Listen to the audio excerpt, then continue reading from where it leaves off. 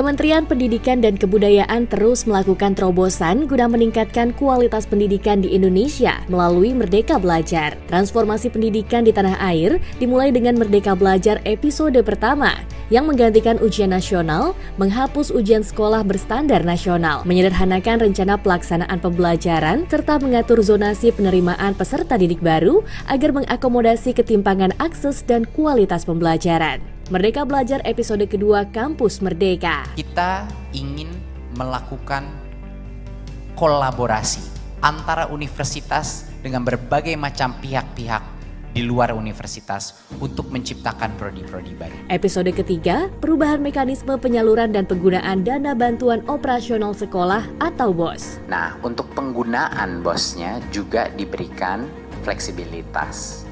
Ini adalah langkah pertama Kementerian Pendidikan dan Kebudayaan untuk membantu menyejahterakan guru-guru honorer yang memang layak mendapatkan upah yang lebih layak. Episode keempat, program organisasi penggerak. Bahwa paradigma Kementerian Pendidikan dan Kebudayaan itu akan berubah menjadi jauh lebih gotong royong. Kita akan menggerakkan sekolah-sekolah dengan yang namanya organisasi penggerak. Episode kelima, program guru penggerak. Reformasi pendidikan di Indonesia harus berawal dan berakhir kepada guru. Guru penggerak adalah ujung tombak perubahan transformasi pendidikan. Episode keenam, transformasi dana pemerintah untuk pendidikan tinggi.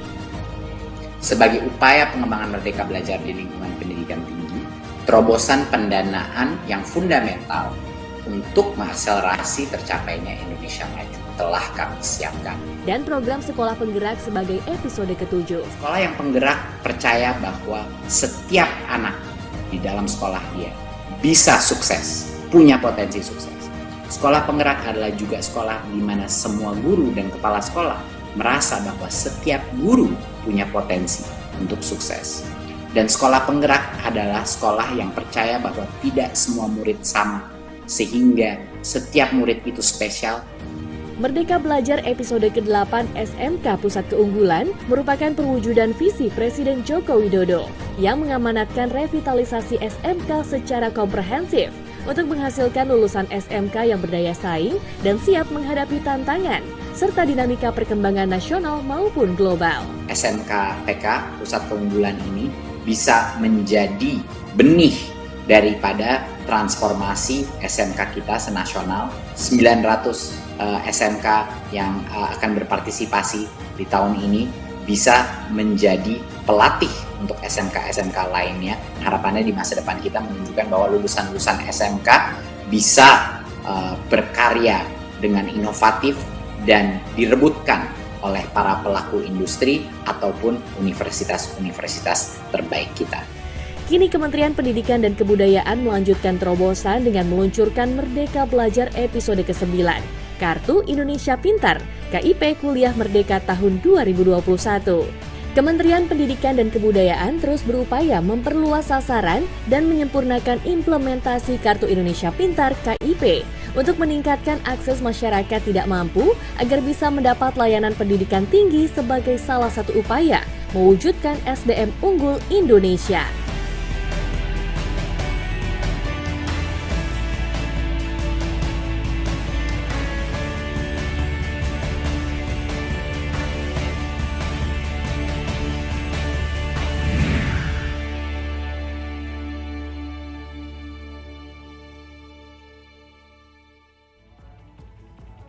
Assalamualaikum warahmatullahi wabarakatuh. Shalom, Om Swastiastu, Namo Buddhaya, Rahayu. Izinkan saya terlebih dahulu untuk membuka masker ya. Saat ini saya berada di ruangan yang menerapkan protokol kesehatan dengan ketat dan tidak bosan-bosannya. Saya mengingatkan kita semua untuk tetap menjaga protokol kesehatan, mencegah penyebaran COVID-19. Selamat siang tentunya saya ucapkan kepada yang terhormat Menteri Pendidikan dan Kebudayaan, Mas Menteri Nadiem Anwar Makarim. Selamat siang Mas Menteri.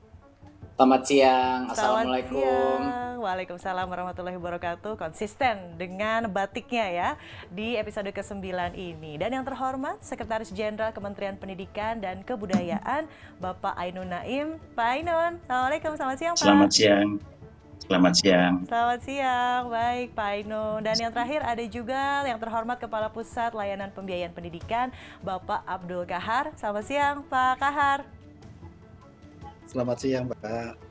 Semuanya ganteng-ganteng di siang hari ini. Kita nanti akan lebih lanjut ngobrol ya di episode ke-9 KIP Kuliah Merdeka. Bapak-bapak, nanti akan kita bahas lebih lanjut. Dan tidak lupa, saya juga ingin menyapa kepada yang terhormat Bapak Ibu Kepala Daerah, pimpinan DPR RI, para pejabat kementerian, lembaga pemerintah daerah, serta tamu undangan. Dan juga saya baru melihat nih, Dede-Dede Gemes yang sudah bergabung secara virtual.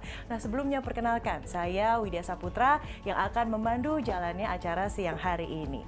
Bapak dan Ibu yang berbahagia, puji dan syukur kita panjatkan kehadirat Tuhan Yang Maha Esa. Karena di siang yang cerah ini kita dapat berkumpul di acara peluncuran Merdeka Belajar episode ke-9 Kartu Indonesia Pintar atau KIP Kuliah Merdeka tahun 2021.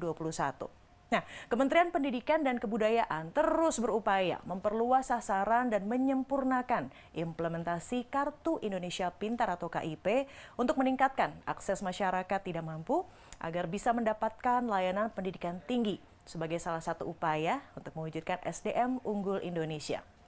Dalam sejumlah kesempatan, Presiden Joko Widodo menyampaikan bahwa akses pendidikan yang lebih baik merupakan cara untuk memutus mata rantai kemiskinan antar generasi.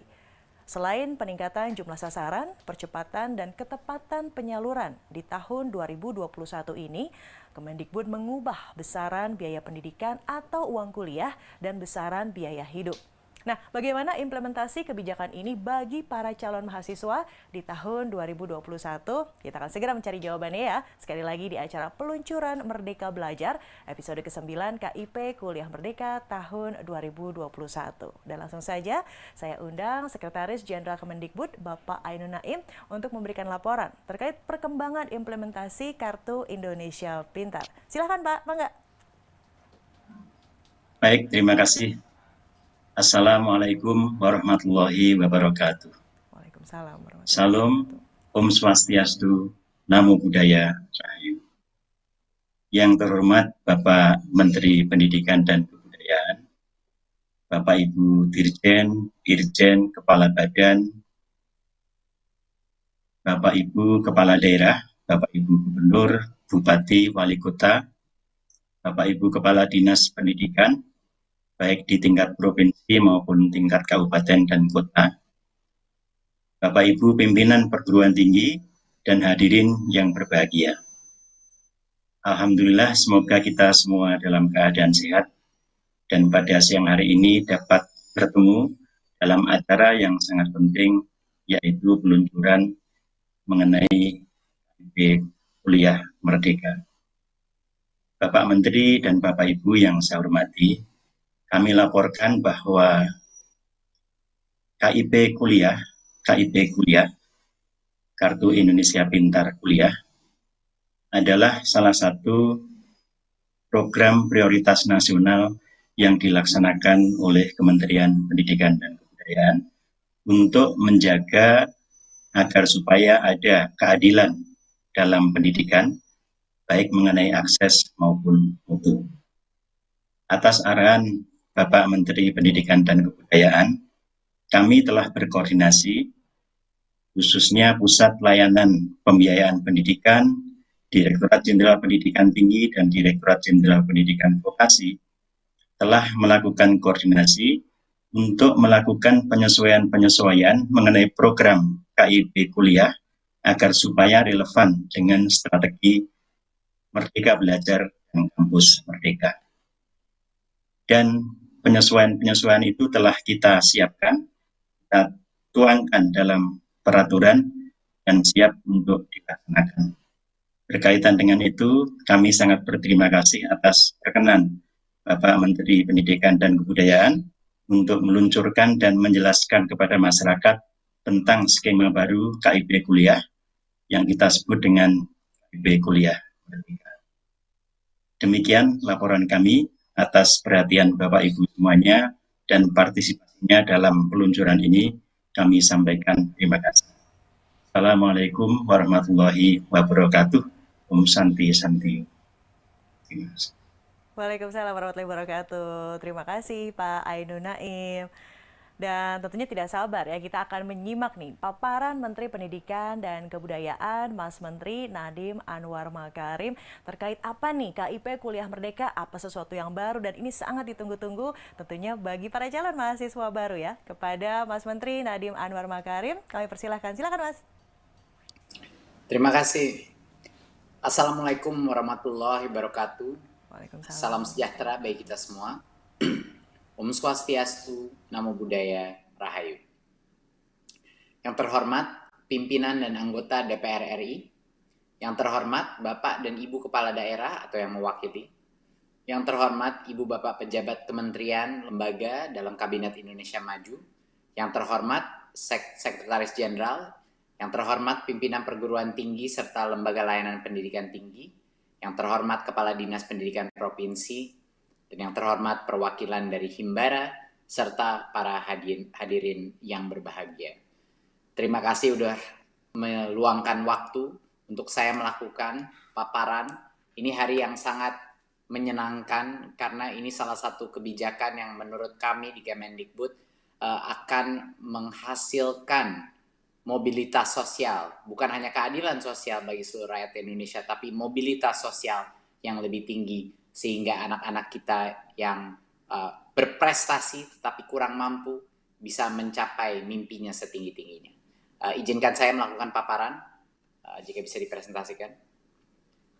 Terima kasih. Lanjut. Pendidikan tinggi ini, seperti kita tahu, dari semua sistem pendidikan, dari semua jenjang pendidikan, ini memberikan dampak positif yang tercepat sebenarnya kepada ekonomi kita, kepada SDM unggul, karena sangat dekat dengan jenjang bekerja atau masuk ke dalam dunia industri. Jadinya kita harus melakukan berbagai macam perubahan dengan lincah dan cepat untuk menghasilkan calon-calon SDM yang unggul secepat mungkin. Berikut. Salah satu program yang luar biasa yang dikeluarkan Pak Presiden Jokowi adalah KIP Kuliah ini. Dan misi daripada KIP Kuliah ini adalah untuk meningkatkan akses kepada pendidikan tinggi, karena pendidikan tinggi itu adalah salah satu kanal atau jalur mobilitas sosial yang terpenting. Dan kita sebagai pemerintah, seperti yang Pak Presiden sudah arahkan, percaya bahwa semua mahasiswa, semua murid kita, walaupun kurang mampu, harus punya kesempatan yang sama untuk bisa kuliah dan memasuk dalam pekerjaan-pekerjaan yang lebih baik di dunia industri yang sangat kompetitif seperti ini. Dengan adanya KIP Kuliah, mahasiswa yang kurang mampu masih bisa kuliah, dan juga yang lebih penting lagi, mahasiswa mendapatkan pekerjaan yang lebih baik dan meningkatkan status ekonominya di masa depan.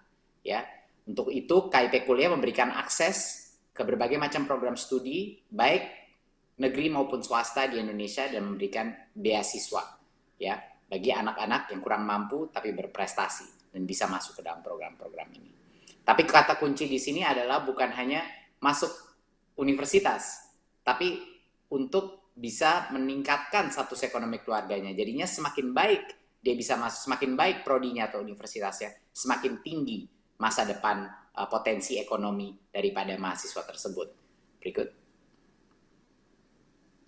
Dalam 10 tahun terakhir, jumlah mahasiswa yang menerima beasiswa bidik misi yang sekarang diganti dan disempurnakan programnya menjadi KIP Kuliah itu sudah meningkat lebih dari 10 kali lipat. Di tahun 2020 sampai dengan 200.000 penerima KIP Kuliah. Jadi ini merupakan satu program yang sangat efektif untuk meningkatkan kemampuan anak-anak kita, keluarga-keluarga yang masih kurang mampu untuk bisa masuk ke dalam universitas. Total yang penerimaannya sudah mencapai 852.000 penerima KIP Kuliah. Berikut. Ada beberapa contoh-contoh yang sangat menginspirasi buat kita. Salah satunya adalah Reini, dia asal Semarang, penerima bidik misi. Ya, waktu itu Reini kuliah di jurusan Pendidikan Akuntansi, Fakultas Ekonomi, Universitas Negeri Semarang. Ini yang akreditasinya A. Reini ini putri dari tukang becak dan yang juga menjadi penjaga sekolah dengan penghasilan yang sangat terbatas. Tapi dengan bidik misi, yaitu namanya KIP Kuliah dulu, namanya bidik misi. Reni terbantu dan bisa menjalani kuliah. Dia mendapatkan berbagai macam penghargaan dan akhirnya bisa melanjutkan, sekarang sedang melanjutkan S3 dia di Universitas Birmingham di Inggris dan didanai oleh LPDP. Dan Reni ini dia menjadi dosen di jurusan pendidikan ekonomi di akuntansi UNES. Luar biasa. Berikut. Salah satu contoh lagi adalah Ujang. Ujang ini penerima bidik misi, ya. Dia menang juara 1 debat farmasi di UGM dan PIMVI. Luar biasa prestasinya. Di tahun 2015 mewakili Sekolah Farmasi ITB dalam Academic dan Cultural Exchange di Thailand, dan sekarang dia menembus batas mimpi bersama bidik misi sampai menempuh pendidikan doktoral di Oxford, Inggris. Universitas terbaik di dunia di Oxford ini. Sedang menyelesaikan program doktoralnya. Nah, apa cerita-cerita inspiratif seperti ini? Bukan hanya mereka menerima bidik misi, tapi mereka adalah anak-anak yang kurang mampu yang berhasil mendapatkan atau masuk ke dalam universitas dengan kualitas prodi yang terbaik. Sehingga mobilitas sosial mereka dan masa depan mereka jadi jauh lebih melompat perbedaannya dari sebelumnya. Jadi kuncinya itu, bukan hanya kunci daripada program ini untuk anak-anak pada masuk kuliah, tapi kita harus memastikan bahwa saat mereka lulus kuliah, apa yang mereka dapatkan. Jadinya KIP kuliah itu bukan hanya harus memastikan bahwa anak-anak itu mampu masuk ke kuliah manapun, tapi dia bisa mampu masuk ke kuliah yang terbaik, ke universitas dan prodi-prodi yang terbaik. Karena disitulah pekerjaan-pekerjaan yang terbaik menunggu dia, pekerjaan-pekerjaan dan profesi-profesi dan karir yang terbaik menunggu dia. Berikut. Apa permasalahan yang kita lihat sampai sekarang ini? Walaupun KIP kuliah itu sudah menjadi salah satu program dengan dampak yang luar biasa, tapi ada beberapa tantangan-tantangan daripada objektif untuk mencapai mobilitas sosial. Tantangan yang pertama adalah semua bantuan KIP kuliah sebelumnya ini programnya sama jumlahnya. Cuman 2,4 juta rupiah per semester untuk semua program studi. Mau universitasnya manapun, fakultas apapun, seluruhnya satu angka 2,4 juta. Nah, masalahnya apa ini kalau kita patok hanya di 2,4 juta? Masalahnya adalah besaran biaya UKT atau SPP di perguruan tinggi ini sangat bergantung kepada kualitas prodi dan perguruan tinggi. Bahkan biaya UKT-nya itu bisa mencapai 15 juta per semester. Kalau misalnya fakultas kedokteran itu jauh lebih mahal. Kalau misalnya sekolah di universitas yang swasta yang terbaik itu jauh lebih mahal daripada 2,4 juta. Nah, apa implikasi daripada ini? Karena banyak sekali prodi-prodi dan program-program yang lebih mahal, tetapi KIP kuliah itu dipatok di 2,4 juta, yang terjadi adalah perguruan-perguruan tinggi cenderung menghindari calon mahasiswa penerima KIP kuliah. Ya, terutama pada prodi-prodi yang biaya UKT-nya itu di atas daripada 2,4 juta. Karena akan ada dampak ekonomi, dampak komersial terhadap pemasukan universitas tersebut. Ini baik swasta maupun negeri. Ya.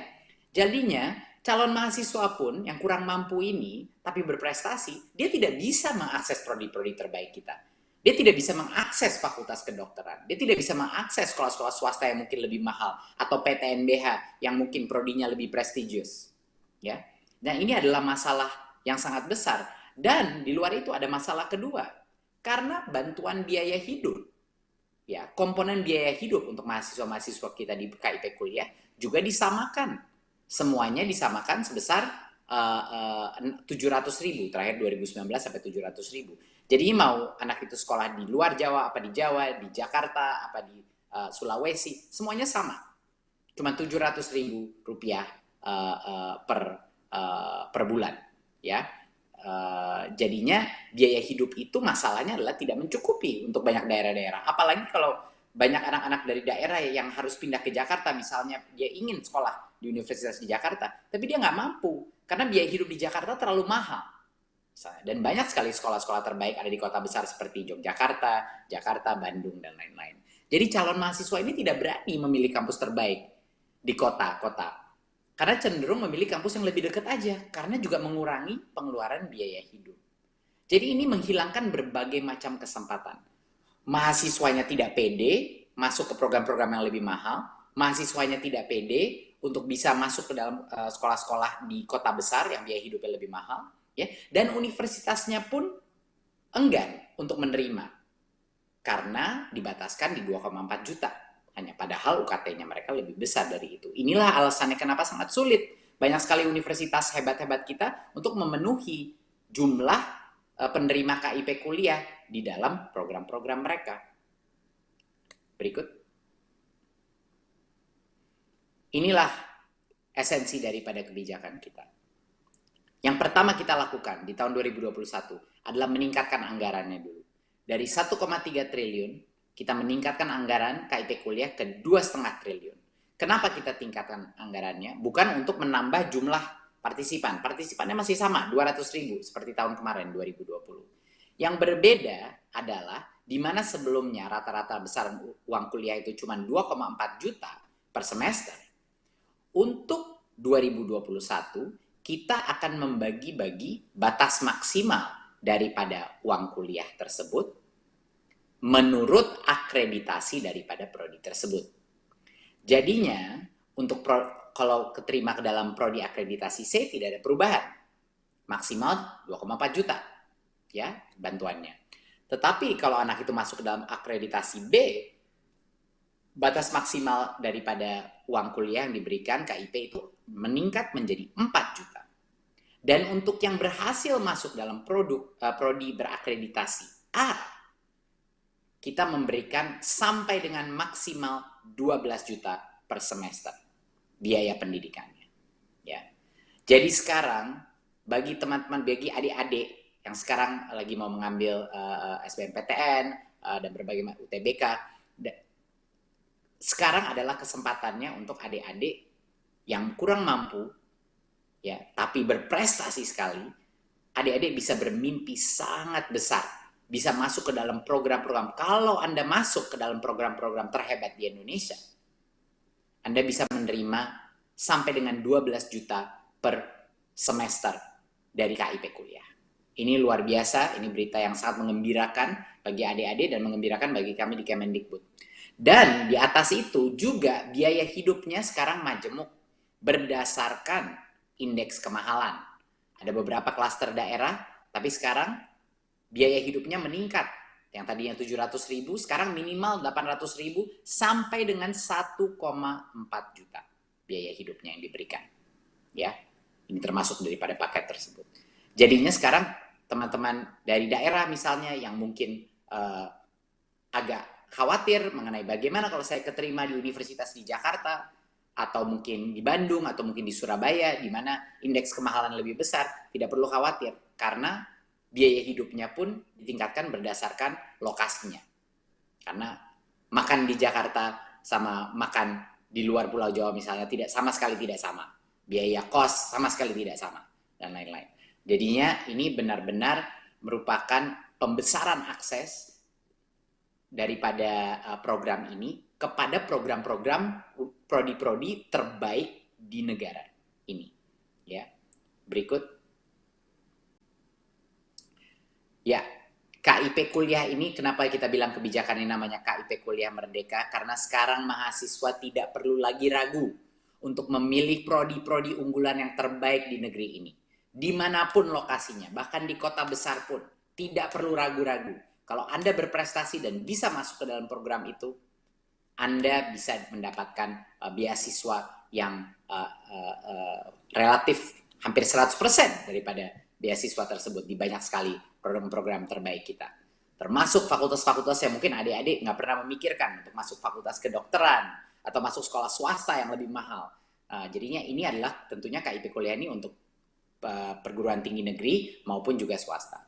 Dan orang tua pun lebih percaya diri untuk mendorong anaknya yang memiliki potensi untuk melanjutkan ke jenjang kuliah. Sekarang bisa mencapai eselon tertinggi daripada prodi-prodi di Indonesia dengan anggaran yang sesuai. Perguruan tinggi juga harus memberi, karena ada kebijakan ini, perguruan tinggi sekarang tidak ada alasan untuk memberikan kesempatan seluas-luasnya kepada calon mahasiswa yang kurang mampu untuk bisa masuk ke prodi-prodi unggulan. Bibit-bibit terbaik dari berbagai macam kepulauan di Indonesia bisa masuk program-program paling hebat.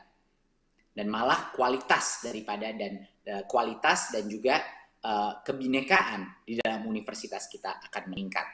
Karena saya punya perasaan bahwa banyak sekali anak-anak yang hebat-hebat yang sampai sekarang tidak masuk universitas hebat-hebat karena masalah biaya, karena masalah walaupun menerima KIP pun KIP-nya cuma sampai 2,4 juta, padahal dia bisa mencapai prodi-prodi yang lebih baik lagi sebenarnya karena prestasinya. Dan kualitas SDM kita meningkat, karena semua calon mahasiswa kita yang berpotensi dan kurang mampu tetap dapat kuliah di prodi-prodi unggulan. Ini adalah yang namanya keadilan sosial bagi seluruh rakyat Indonesia, dan ini yang merupakan suatu kebijakan yang buat kami di Kemdikbud ini sangat membanggakan, karena ini adalah yang namanya kebijakan harapan.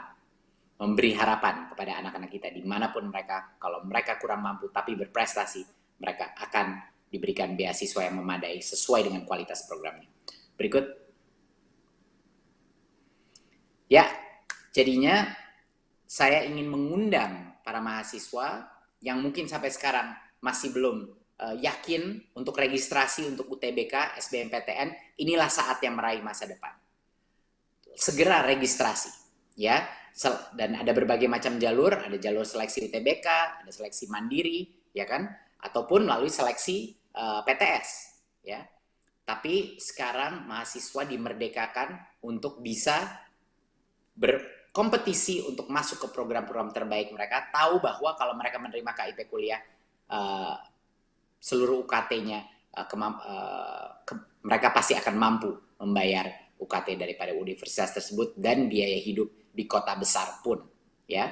Ini batas waktunya untuk UTBK, ini sekedar mengingatkan sekali lagi, inilah 1 April, jadi tolong cepat-cepat, tolong sebarkan sama semua teman-teman yang mungkin tadinya belum pede, belum percaya diri untuk misalnya mengikuti UTBK, tapi sekarang karena KIP kuliah ini sudah berubah kebijakannya, tolong kami menganjurkan semua orang tua, semua adik-adik untuk meraih mimpinya, untuk masuk sekolah-sekolah terbaik kita.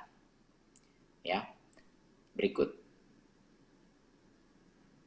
Nah, dan bagi seluruh pimpinan-pimpinan perguruan tinggi, para rektor-rektor PTN, perguruan tinggi negeri maupun swasta, ya, marilah kita beri kesempatan yang adil bagi calon-calon mahasiswa terbaik kita untuk bisa masuk ke program-program terbaik kita. Mulailah menerima mahasiswa yang kurang mampu, tidak perlu khawatir lagi karena sekarang sudah dibiayai sampai dengan untuk prodi A 12 juta, bukan 2,4 juta lagi, prodi B sampai dengan maksimum 4 juta, ya. Jadi universitas pun tidak perlu mengorbankan situasi keuangannya. Jadi marilah dukung program ini, menerimalah mahasiswa yang kurang mampu sebanyak mungkin yang mengikuti kriteria prestasi yang terbaik, ya. Dan perbanyaklah sosialisasi kepada siswa-siswa yang kurang mampu agar mereka mau dan berani mendaftar kepada perguruan tinggi dan program-program Anda. Bagi universitas ini adalah kesempatan terbaik untuk mencari bibit-bibit terbaik dari seluruh negara Indonesia, ya, untuk meningkatkan kebinekaan dan kualitas talenta di dalam universitas dan prodi-prodi Anda. Berikut. Terima kasih, saya rasa sekian dari saya. Ini merupakan seperti yang saya bilang tadi di awal, ini hari yang sangat gembira karena hari ini hampir semua anak-anak yang mungkin karena situasi ekonomi kurang mampu, tetapi dengan kerja keras dan prestasi dia bisa meraih mimpinya untuk masuk universitas terbaik di kota-kota terbesar, di prodi-prodi yang termahal pun akan bisa tercapai oleh masyarakat kita hanya dengan kerja keras dan prestasi.